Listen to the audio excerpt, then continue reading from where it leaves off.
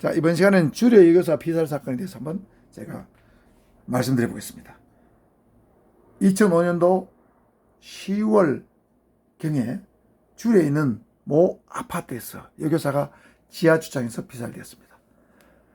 자, 이 도로가 동서고가도로입니다. 그 다음에 여기 이제 이 도로가 있고 아파트 들어간 진입로가 있고 이렇게 여기 아파트 단지들이 있습니다. 여기 아파트 단지들이 있어요. 무슨 아파트로 설명하지 않겠습니다.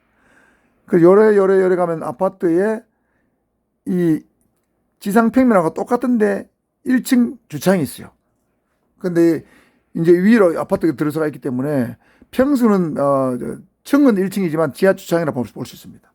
여기에 여교사 한 분이 근처에 24시간 목욕탕에 가서 목욕을 하고 밤 11시경 자기 차에서 물건을 내리려고 트렁크를 연 상태였는데 어떤 놈이 이 지하주차장 기둥 뒤에 숨어 있다가 칼을 들고 여기서 등 뒤로 가서 칼을 등 뒤에 딱 대면서 꼼짝 마, 돈 내놔. 그러니까 여교사가 놀래가 소리를 너무 질렀어요. 소리를 지르니까 이놈도 범인도 놀라서 칼로 등을 여러 번 찔렀어. 찌르고는 도망을 갔습니다. 자, 이때 피해자는 찔린 상태에서 여기서 도망을 나와서 이렇게 해가지고 여기 요 지점, 여기서부터 여기가 70m 되는데 요 트럭이 하나 있는데 트럭 옆에 쓰러져서 결국에는 과다출혈로 사망하는 안타까운 일이 발생했습니다. 그리고 범인은 CCTV를 보니까 여기서 찌르고는 열이 나와서 사라졌는데 CCTV가 좀 흐려서 여기까지 왔는데 열이 갔는지 이리 갔는지 잘 모르겠습니다. 안 보이더라고. 등만 보입니다. 도망가는 등만 보여요. 그래서 저희들이 이제 추적을 범인이 과연 어디로 도주했을까 도주로를 추적해 봐야 됩니다. 그래서 유류품을 찾아야 되니까 범인의 범적이나 징표를 찾아야 되니까 그래서 추적을 해보니까 이리 갔을 가능성보다는 여기 주도로 여기 대로잖아요. 여기 동서고가도로고 동서고가도로 밑에 또 차량이 다는 도로가 또 있죠. 여기도 이제 아파트를 들락거리는 주 통로니까 이리 갔을 것이라 보고 이리 쭉 가면서 보니까 용케 이 도로 옆에는 여러분 연석이 있고 연석에는 펜스가 설치되어 있죠. 펜스 위에 가끔 가다 보면 밤에 후라시를 비춰보니까 혈흔이 인대가 있더라고. 그래서 이놈이 열이 나가서 이리 갔구나 하는 걸 알았습니다. 자, 여기까지 왔는데 이놈이 과연 이 동서고도로 밑에도 도로에 펜스가 설치되어 있고 차들이 쌩쌩 많이 달리죠. 고속을 질주하잖아요. 그 이놈이 이 펜스를 넘어서 이리 갔을 것인가 아니면 이리 도망갔을 것인가 이리 도망갔을 것인가 추적이 어렵더라고. 그래서 위험을 무릅쓰고 펜스 위를 정밀 감식을 하다 보니까 펜스 위에 말이죠. 핏자국이 있는 거예요. 그 핏자국이 있단 말은 펜스를 짚고 넘어갔다는 거 아니에요. 이 동서고도 밑에 도로 쪽으로 넘어갔다는 거예요. 그래서 형사들도 밤에 저도 같이 CH나 같이 넘어가서 이 동서고가를 건너갔습니다. 건너가서 보니까 여기에 주택이 하나 있는데 주택 위에서 뛰어내리는 흔적이 보여요. 이걸 어떻게 알 수 있냐? 한 높이는 한 2m에서 2m 50 정도 되는데 이 집의 뒤에 보니까 보일러 배관용으로 쓰는 보일러 배관을 겨울에 동파를 막기 위해서 덮어 씌우는 보온재 있죠. 보온재가 잔뜩 쌓여있는데 보온재가 확 찌그러져 있는데 그게 발자국이 있더라고. 그래서 범인이 요놈이 요리 뛰어내렸다는 걸 추리할 수 있었습니다. 그래서 저희들 이 집으로 안 뛰어들고 이 도로 들어가서 대문으로 들어가서 뒤에 가서 범인이 맞는가 안 맞나 확인해보고 이거는 거의 범인이 뛰어내리는 선생님이 맞다 싶어서 나와서 그러면 범인이 요리 뛰어내려서 대문 나와서 이리 갔겠죠? 그래서 저희들은 이리 가면서 전부 현장에 뭐가 떨어져 있는가를 전부 탐문하면서 수색하면서 갔습니다. 가다 보니까 여기에 요 골목길인데 여기도 주택가가 쭉 있습니다. 여기 트럭이 하나 서가 있는데 트럭에 트렁크 짐칸 위에 딱 손을 짚어가지고 혈흔이 딱 찍혀 있는 거예요. 야, 이 범인이 여기까지 왔네? 하는 게 확인된 거예요. 그래서 이 트럭 주변을 전부 수색하다 보니까 트럭 밑에서 말이죠. 길이가 한 5cm 내외 정도 되는 칼집 모양으로 되는 물건 하나 발견했어요. 칼집 모양으로 된 거. 자, 요거 보니까 왜 칼집을 생각하냐면 요렇게 생겼어요.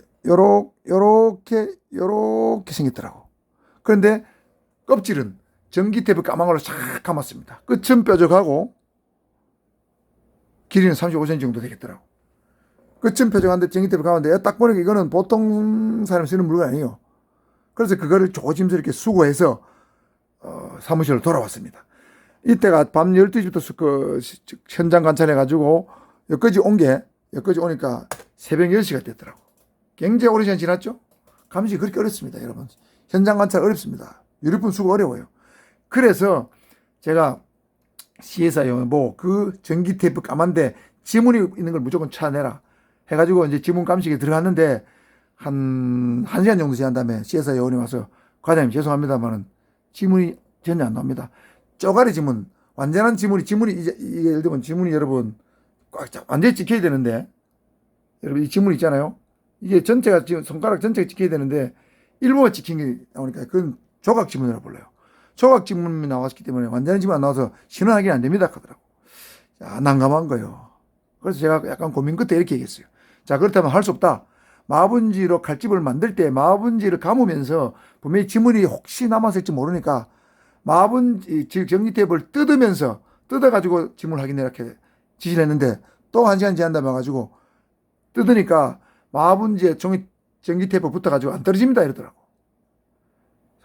이게 종이가 같이 떨어지기 때문에 지문을 확인하기 어렵습니다 하더라고. 이 난감한 거예요. 지문에 기대를 걸었는데. 그래서 제가 또 고민하다가 그럼 어쩔 수 없다. 그 종이를 칼집을 1cm 단위로 순서를 쫙 잘라가지고 서열 순서가 안에 뜯어올 딱 놓고 1cm를 자른 다음에 테이프를 뜯어봐라. 그래서 지문을 찾아내가지고 붙여라. 그런데 용케 말이죠. 1시간 지났는데 완전한 지문 한 개 찾았다는 거예요. 그래서 용의자가 누구냐 하니까 문현동에 사는 20대 젊은 놈이에요. 그래서 형사들을 급파했습니다. 문현동에 갔더만 벌써 튀고 없어요, 이 자식이. 어디로 갔는가 위치 추적하니까 서울에 가고 있더라고. 서울에 가고 있어요. 그래서 저희들도 형사들을 1개팀을 서울에 장비를 줘가지고 무기하고 장비를 줘가지고 급파했습니다. 그래서 서울 도착한 장소 보니까 서울 강남이야. 그 당시에 위추적해 보니까 위추적 기술이 여러분 범인 있는 곳에서도 500m 반경을 잡혀요. 지금은 3m, 5m안이 잡히잖아요. 1m안이 잡히잖아요. 그때 위추적 기술은 그 정도밖에 안 됐어요. 서울 강남에서 500m 같으면 지름 1km면 여러분 한강변에 가서 모래 한강변에서 그 바늘 찾기가 똑같아요. 범인 찾기 힘듭니다. 그렇지만 안 찾을 수 없잖아요. 그래서 외근 형사 팀 보고 너희들은 범인을 찾기 전에는 부산 올 생각하지 마라. 죽이 되든 밥이 되든 거기서 범인을 잡아라. 탐문서를 해라. 그랬는데 말이죠. 하루가 지나 이틀 지나 3일 지나도 아무 성과가 없어요. 거기는 오피스텔이고 상가고 다 뒤졌어요. 근데 일주일째 되는 날 희소식이 날아왔습니다. 모 아파트, 서울의 강남 모 아파트 1층에 세탁소에 갔는데 세탁소 형사들이 자 우리가 이런 일 때문에 왔는데 범인을 잡으러 왔는데 혹시 이상한 젊은 놈 못 봤습니까? 하니까 세탁소 주인이 내가 27년 동안 여기 세탁소였는데 몇 동 1층 아파트에 젊은 놈 4놈이 사는데 어느 날 갔더니 옷을 배달해 주러 갔더니 5놈이 있더라. 한 놈 못 본 놈이다. 언제쯤 왔느냐? 일주일 전쯤에 왔다. 옳았구나. 저놈이 범인이구나 싶어서 4명, 거기 4명을 조사를 했습니다. 신원조사를 딱 하니까 그 중에 한 놈이 우리가 추적한 용의자와 옛날에 공범이었어요. 공범이 집에 가까이 있는 거야. 그러면 거의 범인 틀림없죠? 그래서 관할 지구대를 해가지고 창문을 딱 그 도주를 차단하고 우리는 경비원을 불러가지고 경비원이 공적 업무를 하는 것처럼 치고 들어갔는데 용케 마침 범인이 있었습니다. 3놈이 있었는데 그 중에 한 놈이 범인이었어요. 그래서 별다른 저항 없이 잡았습니다. 잡아가지고 용의자를 범인으로 특정을 했습니다.